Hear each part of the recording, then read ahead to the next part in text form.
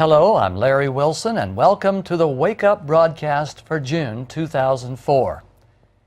You may have noticed that I interrupted our study on Daniel 3 months ago to deal with the Jubilee calendar. Now, this diversion was necessary because there are 6 prophetic time periods in Daniel, and 3 of them are translated by the Jubilee calendar, and 3 of them are not. Do you remember Rule 4? Let's go to the computer screen and notice that the presence or absence of the Jubilee calendar determines how God measures time. Notice what this means. In Daniel 7:25, we read about a time, times, and half a time. In Daniel 8:14, we read about 2,300 days. And in Daniel 9:24, we read about 70 weeks.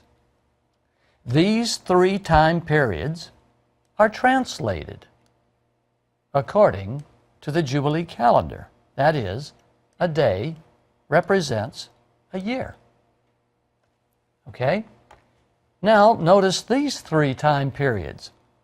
A time, times, and half a time, mentioned in Daniel 12:7, 1,290 days, mentioned in verse 11, and 1,335 days, mentioned in verse 12.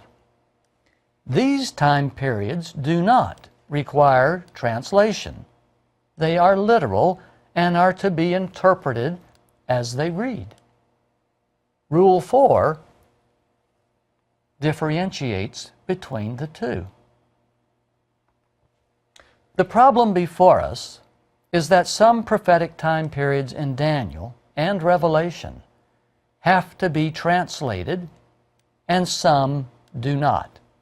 So what rule controls this translation? Of course, we're not at liberty to just translate them according to whim. God follows rules of interpretation. There's an architecture, there's a design to apocalyptic prophecy. Today, I will try to demonstrate why Rule 4 is true and essential. I will also try to bring all the loose ends together so that the Jubilee calendar will hopefully make a lot more sense to you. I also hope that you have examined the past 3 presentations on the Jubilee calendar, because today is the conclusion of our study on the calendar, and then we will return to our investigation on the book of Daniel with the July broadcast.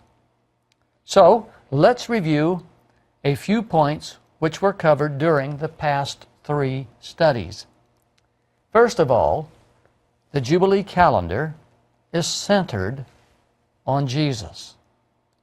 You know, I can't make enough noise about that sentence. The very Synchrony of the Jubilee calendar is centered on Jesus.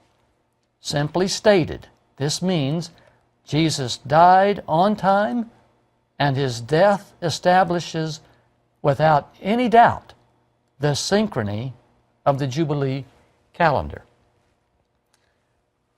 You may recall I showed this chart, how that in the year of AD 30, Jesus observed Passover with his disciples on Thursday night, and night comes before light. That's why you see the blue area here on the chart, and the white area is the light. So Thursday night comes before Thursday light in God's calendar. So Jesus and his disciples observed Passover at the appointed time. They spent Thursday light on the Mount of Olives, and then as Friday night was drawing on, Jesus retired to the Garden of Gethsemane, where he was arrested, and then on Friday morning, or Friday light, at 9 a.m., he was crucified.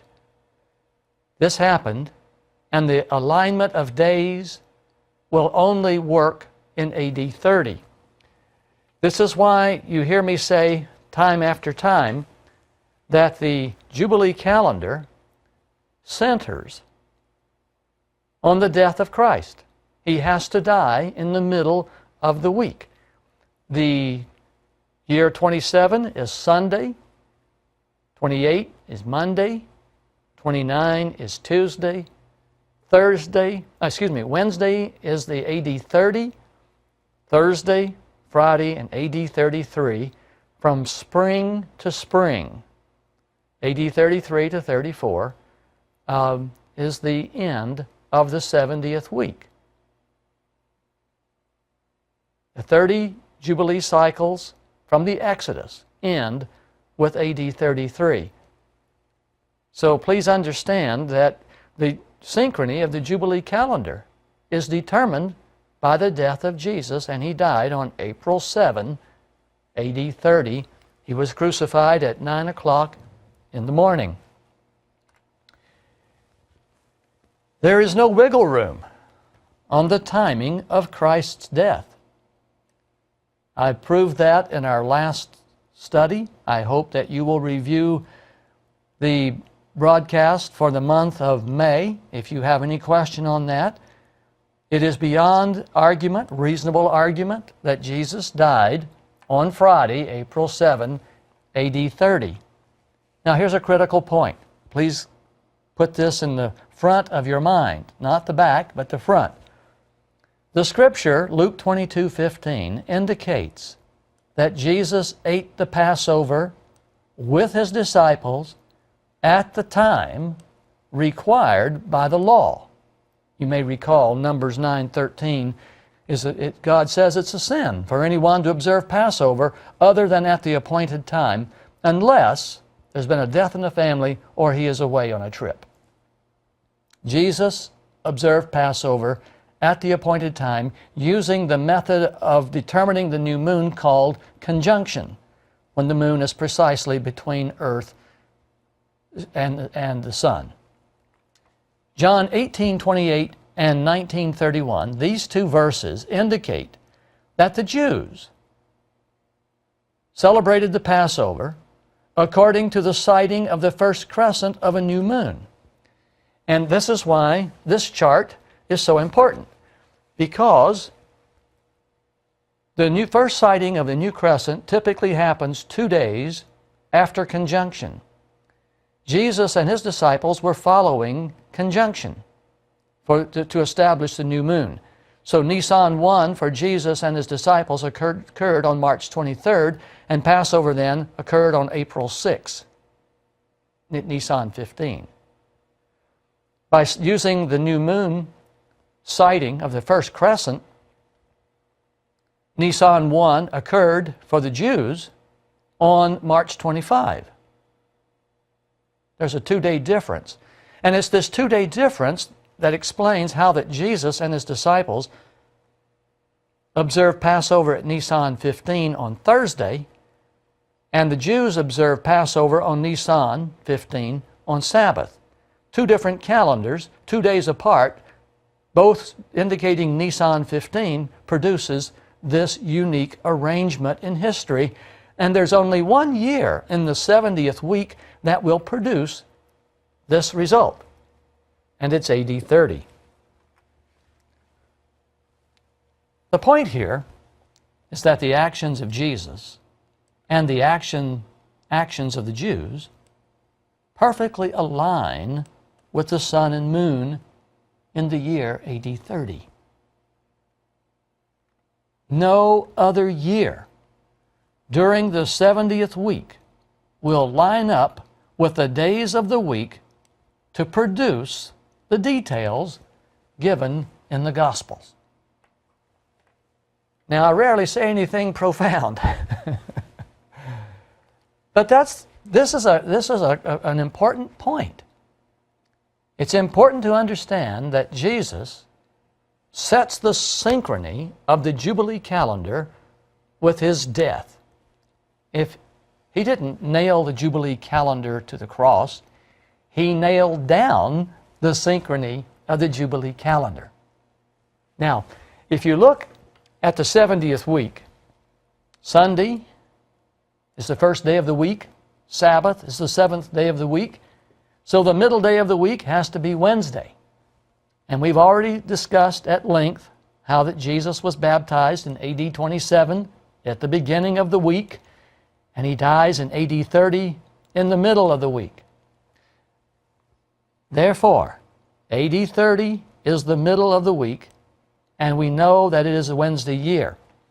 Once we know the synchrony that Wednesday and AD 30 perfectly align, we can calculate any year and any day of the week for that year throughout history.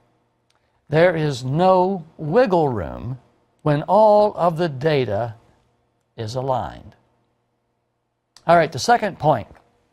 We know that Jesus was baptized in the fall of AD 27, and we know AD 27 has to be a Sunday year because it's the beginning of the 70th week.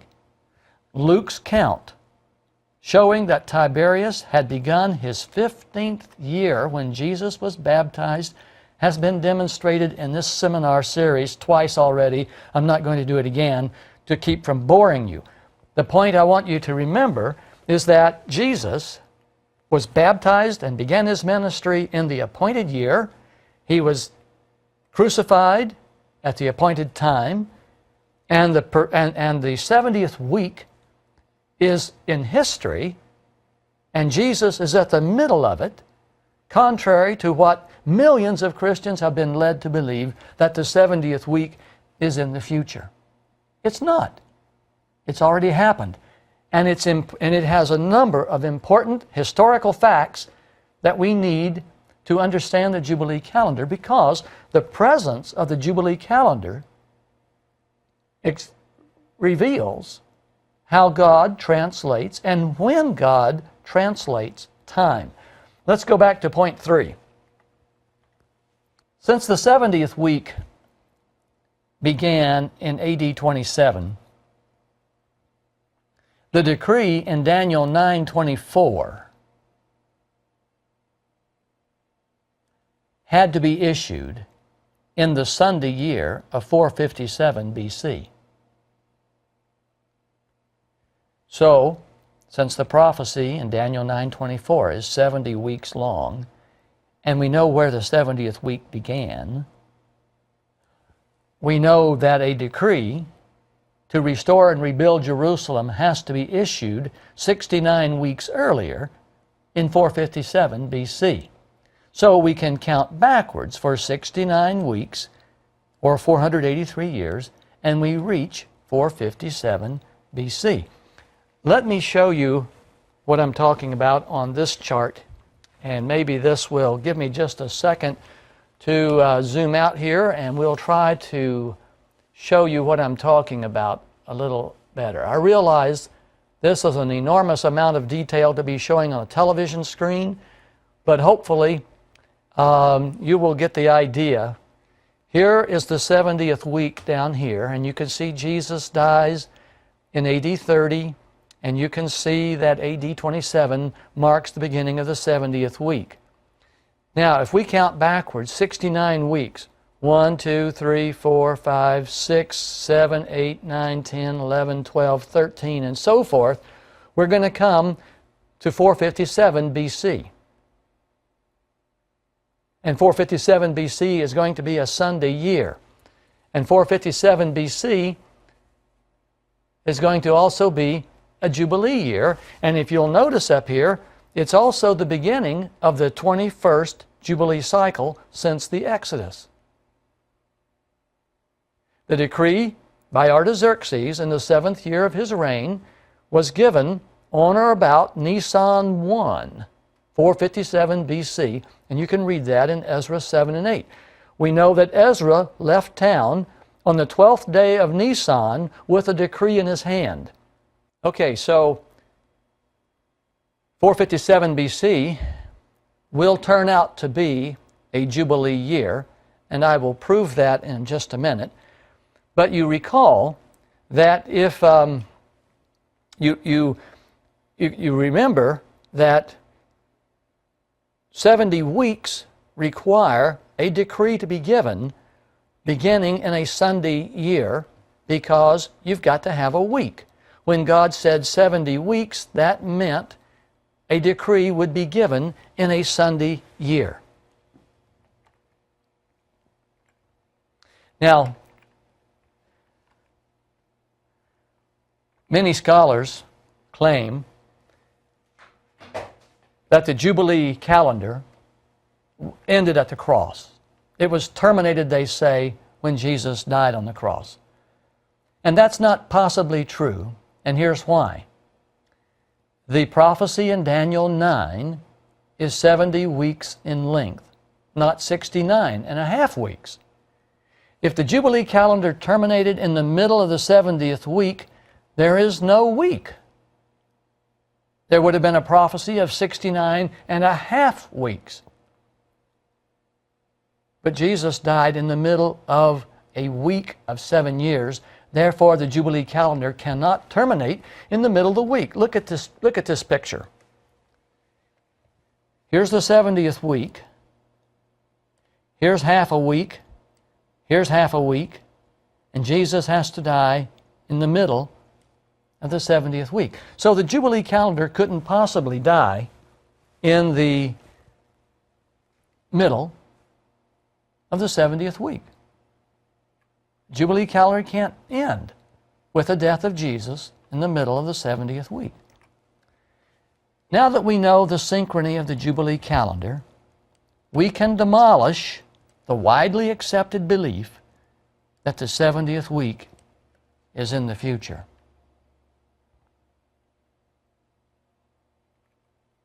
Of the 4 decrees given for the restoration of Jerusalem, only one was written at the beginning of a week in a Sunday year.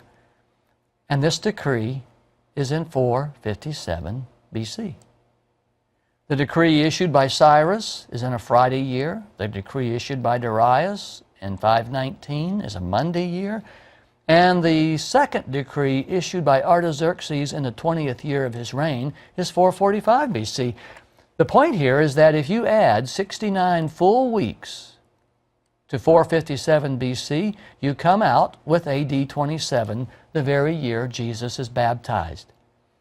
If you add 69 full weeks to 445 BC, this is the second decree given by Artaxerxes in the 20th year of his reign, and most Christians incidentally count from this decree, but they count to nowhere, because once you add 69 full weeks to this, you end up with AD 41, a Sunday year, and there is nothing that happens in AD 41 that's of any significance to the prophecy of Daniel 9. There's nothing in AD 41 that aligns with Daniel 9. It's the wrong decree.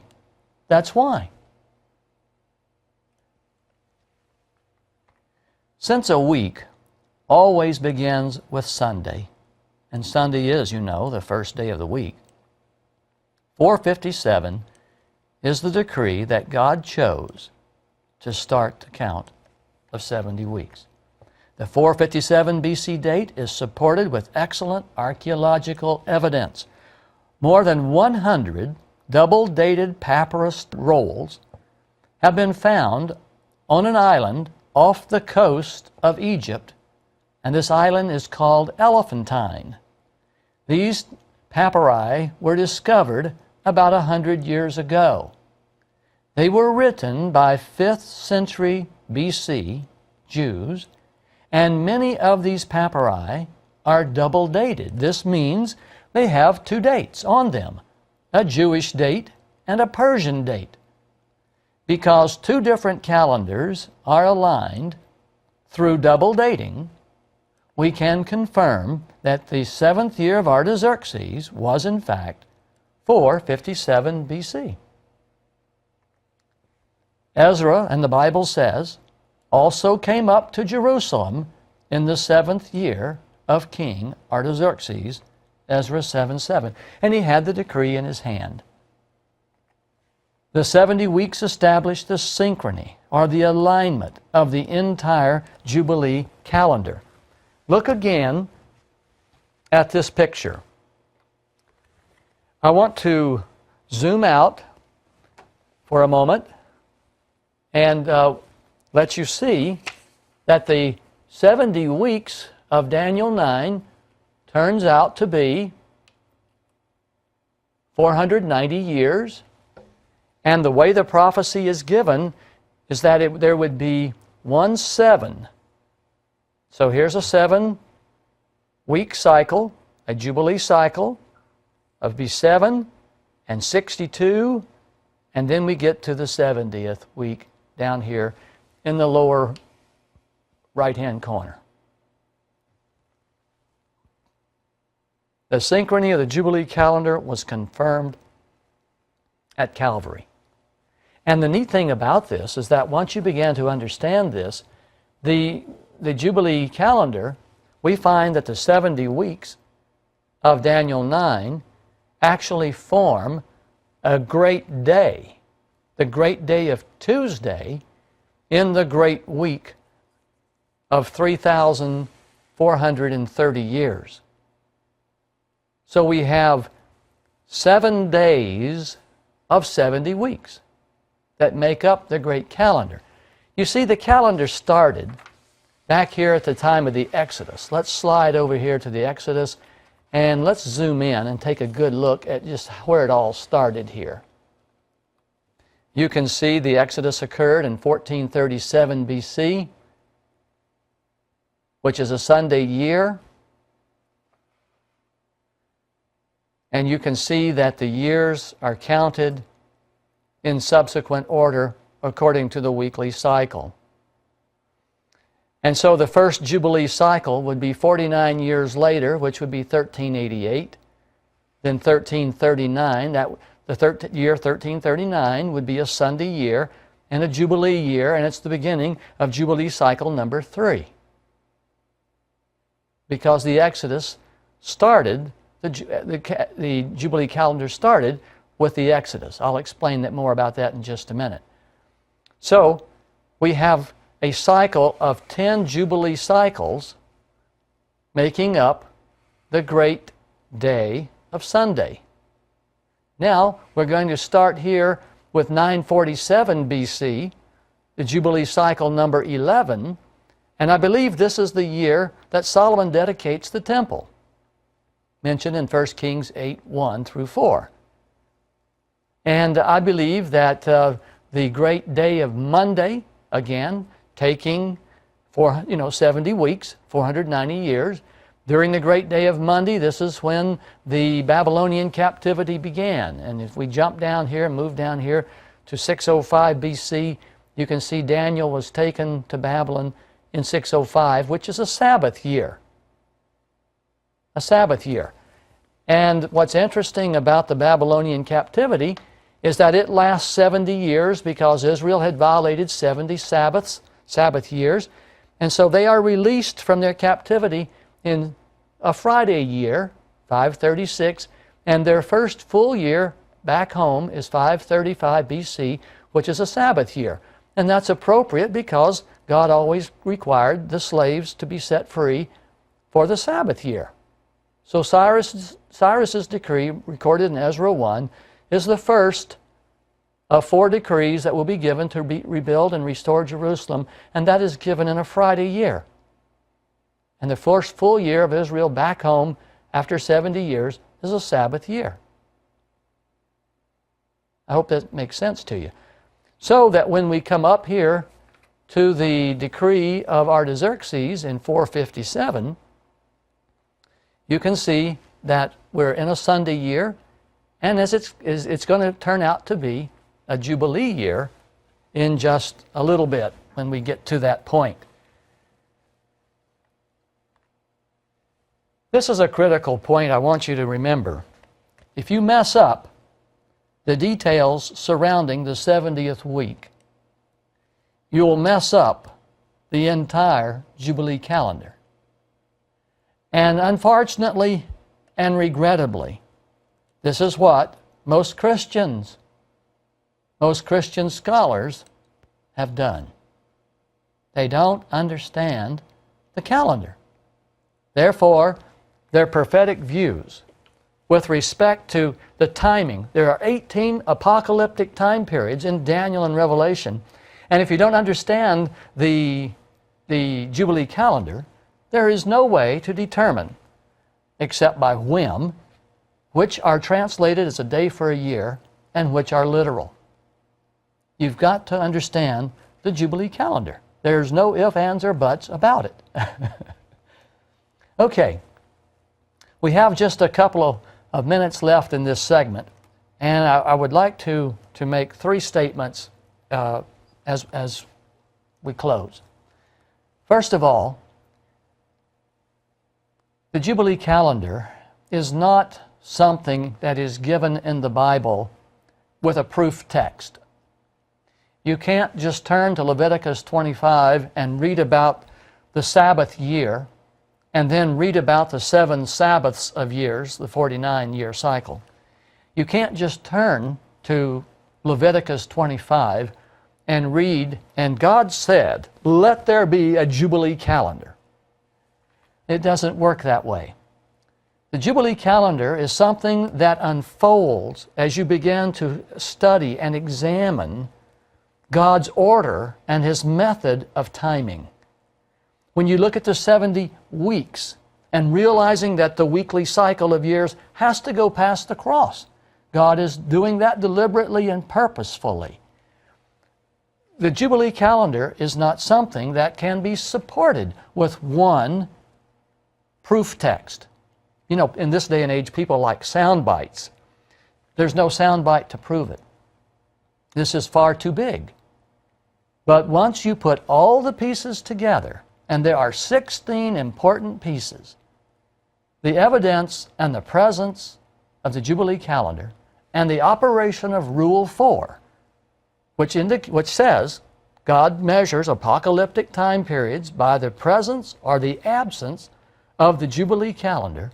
When you put this all together, there is a method to God's architecture.